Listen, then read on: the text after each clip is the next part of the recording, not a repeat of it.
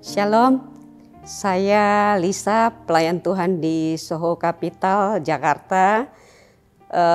Saya bersyukur kalau saya ditempatkan Tuhan di Gereja Keluarga Allah. Di Gereja Keluarga Allah saya mengalami pertumbuhan rohani secara luar biasa.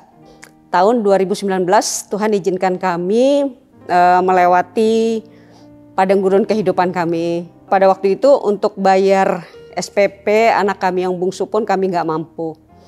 Anak saya yang besar harus kerja untuk bayar SPP adiknya. Saat itu merupakan hari-hari yang berat buat kami, tapi saya bersyukur banget di keluarga Allah, gereja selalu memberikan makanan rohani yang luar biasa sehingga iman kami tetap kuat. Waktu itu saya juga mendapatkan satu ayat rema yang dibagikan Pak Jo ketika Pak Jo berkhotbah. Ayat itu ada di Yoel 2 ayat 26. Firman Tuhan itu berkata, "Kamu akan makan banyak dan menjadi kenyang, dan kamu akan memuji Tuhan Allahmu yang memperlakukan kamu dengan ajaib, dan umatku tidak akan malu lagi untuk selamanya."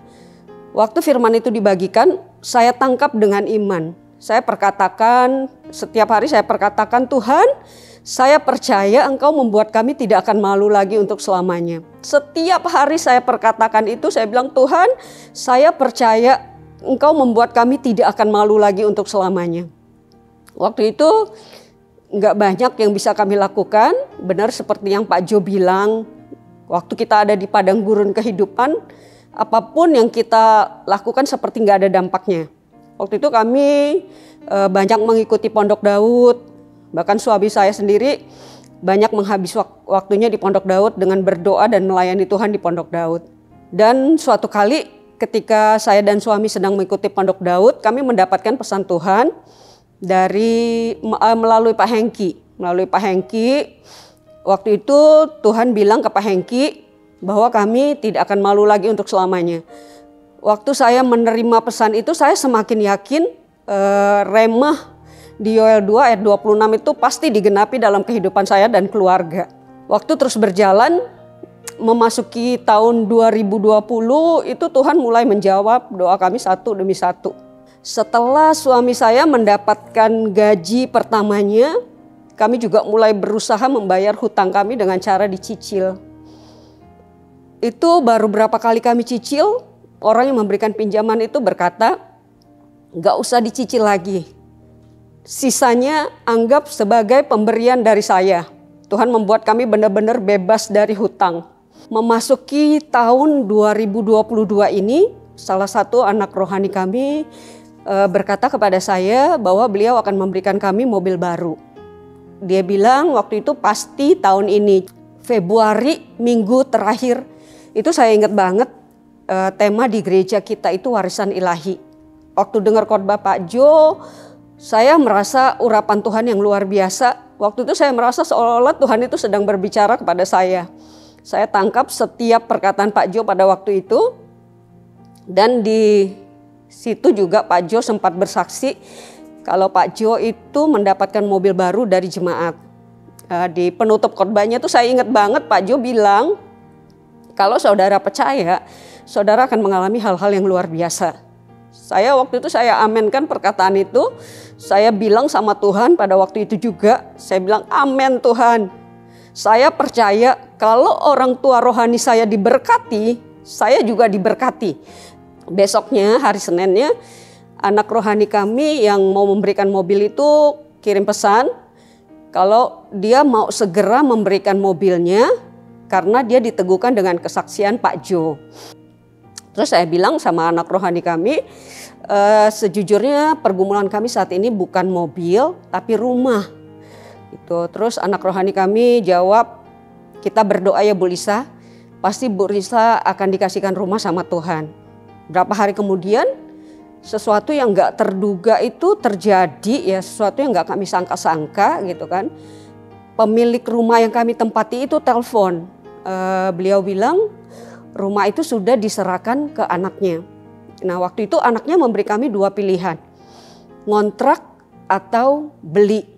Waktu itu kami cuma dikasih waktu 10 hari.